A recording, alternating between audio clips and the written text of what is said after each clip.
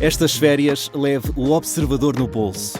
Na praia, no campo ou entre viagens, acompanhe toda a atualidade sem limites.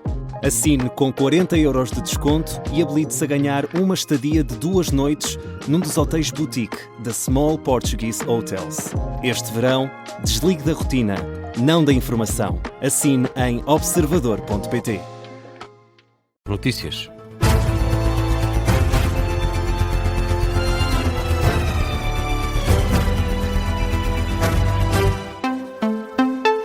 Jornal das Duas, edição com o Miguel Videira. Miguel, os ministros da Administração Interna da União Europeia decidiram reforçar o controlo de fronteiras e os mecanismos de regresso dos migrantes aos países de origem. Sem que sejam avançados detalhes sobre a natureza deste reforço, anunciado no final da reunião por videoconferência, pedida por Espanha na sequência da entrada de milhares de migrantes em Ceuta na madrugada da passada quinta-feira.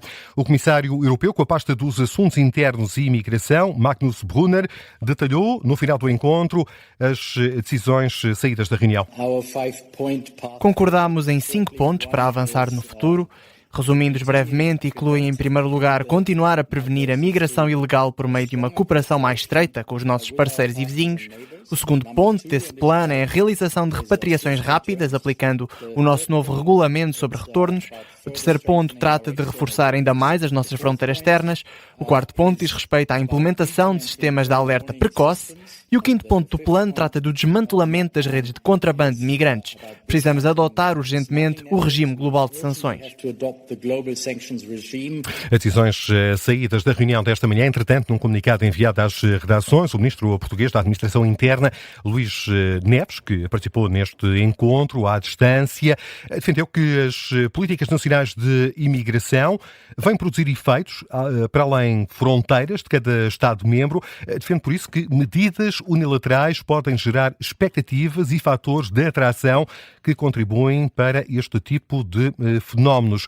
O Ministro da Administração Interna apela, assim, à articulação entre os diferentes Estados-membros. Sem referir de forma direta o Governo de Espanha, o Primeiro-Ministro português salienta que, ao contrário do que acontece em outras latitudes, em Portugal está a ser feito o que deve ser feito para controlar as entradas de migrantes no país. O caso de Ceuta serviu de pretexto para o elogio de Luís Montenegro à política seguida pelo governo que preside. Estes dias em que nós assistimos, incrédulos, a fenómenos de falta de regra, de regulação no fluxo migratório, nestes dias em que, infelizmente, alguns teimam em adotar políticas que são muitas vezes, ou têm muitas vezes um efeito de chamada, chamam as pessoas sem lhes proporcionar as condições para os acolher e integrar. Nesta época, é uma época para nós dizermos que em Portugal, francamente, estamos a fazer aquilo que tem que ser feito. Declaração de Luís Montenegro durante a cerimónia de inauguração da nova unidade de saúde familiar gerida por privados. A primeira do país fica no concelho de Torres Vedras. Mais precisamente na localidade de São Pedro da Caldeira. O Primeiro-Ministro afirma que quer resolver os problemas dos utentes no SNS, sejam os cuidados prestados por unidades geridas por privados ou entidades públicas. São Pedro da Cadeira e não Caldeira. É assim mesmo, Nelson. É preciso afastar, diz Luís Montenegro, quaisquer preconceitos ideológicos relativamente aos cuidados prestados na área da saúde. O que me interessa é que, se há aqui cidadãos que precisam de uma resposta, e se eu não consigo sozinho dar-lhes esta resposta, e está aqui alguém que me pode ajudar e que já tem a sua capacidade, eu vou lá buscá-la. É a empresa, parabéns. É a instituição social, parabéns a dobrar. É tão simples quanto isto. Luís Montenegro diz que é preciso afastar preconceitos ideológicos. O Primeiro-Ministro comentou também os resultados, uma referência também aos resultados da dívida pública. Subiu para os 92,9% no segundo trimestre, dados ontem revelados pelo Banco de Portugal. O Primeiro-Ministro desvaloriza. Ontem saíram os números da dívida, não tem rigorosamente importância nenhuma, digo isto com toda a tranquilidade, não tem rigorosamente importância nenhuma na trajetória de diminuição da nossa dívida pública face ao nosso produto interno bruto, e quando chegarmos ao fim do ano voltaremos nesse domínio, como no crescimento da economia, como no saldo orçamental, a surpreender muitos daqueles que cá estão e muitos dos que nos vêm de fora com os nossos resultados. Essa é a expectativa de Luís Montenegro, manifestada em São Pedro da Cadeira, concelho de Torres Vedras, durante a apresentação, cerimónia de inauguração da primeira unidade de saúde familiar tipo C, ou seja, gerida por privados.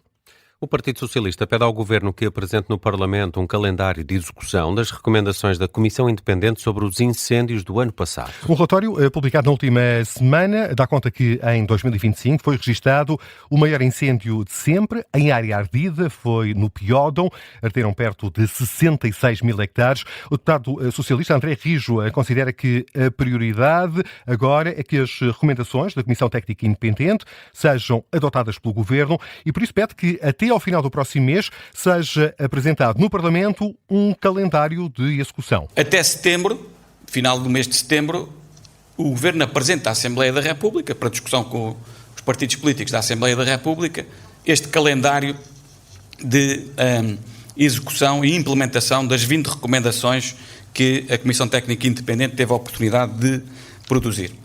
Portanto, essa é a primeira prioridade, é apresentar até ao final do mês essa proposta de calendarização que para nós é muito importante.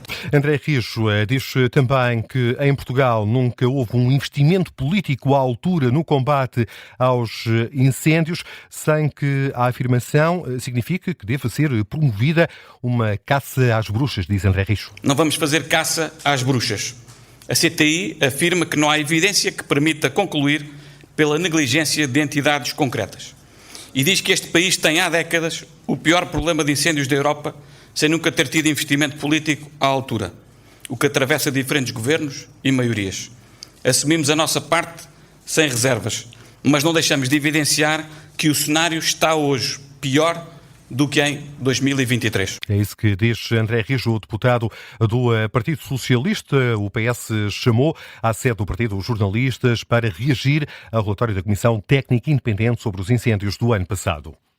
Miguel Uiduca recuou e, face aos alertas da Sociedade Portuguesa de Química e a Associação de Professores de Física e Química, decidiu aceitar como válidas duas respostas a uma pergunta do exame da segunda fase. Um recuo face à posição tornada pública durante o fim de semana. Em causa, o exame de Química A, da segunda fase dos exames nacionais, em concreto a linha 5.2, a Sociedade Portuguesa de Química e a Associação de Professores da Disciplina vieram alertar que, para além da opção de resposta considerada correta na grelha de avaliação, a opção D, também a opção B devia ser tida como certa.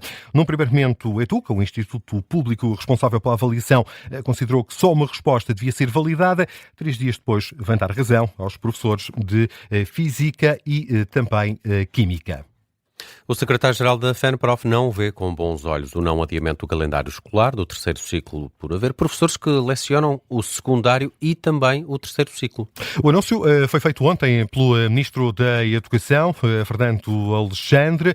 O ano letivo no terceiro ciclo, o arranque do ano letivo, não vai ser adiado, ao contrário do que aconteceu com os estudantes do ensino secundário.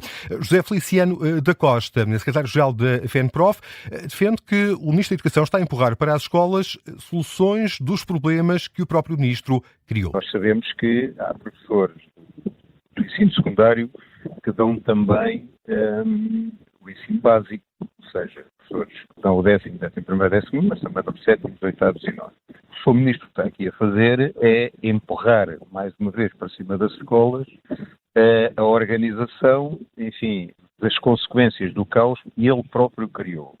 Feliciano da Costa, o secretário-geral da Federação Nacional de Professores. O Observador conversou também com Pedro Barreiros, é o secretário-geral da FNE, a Federação Nacional de Educação.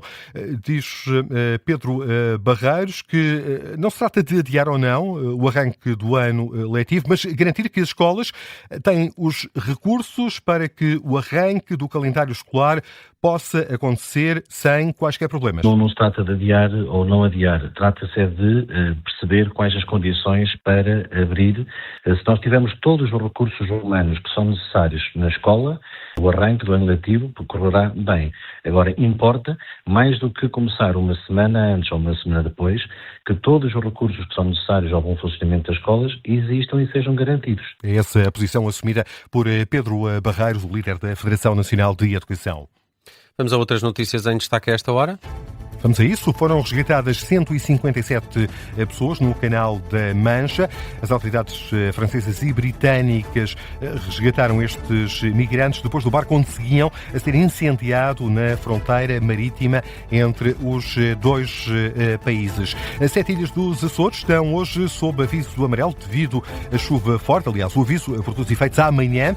Informação do IPMA. À exceção da Ilha das Flores e da Ilha do Corvo, todas as ilhas dos Açores podem também esperar trovoada até à próxima quinta-feira. Em São Miguel e Santa Maria, o aviso amarelo entra em vigor já à meia-noite. No grupo central do arquipélago, o aviso amarelo do IPMA tem início às 9 da noite de amanhã.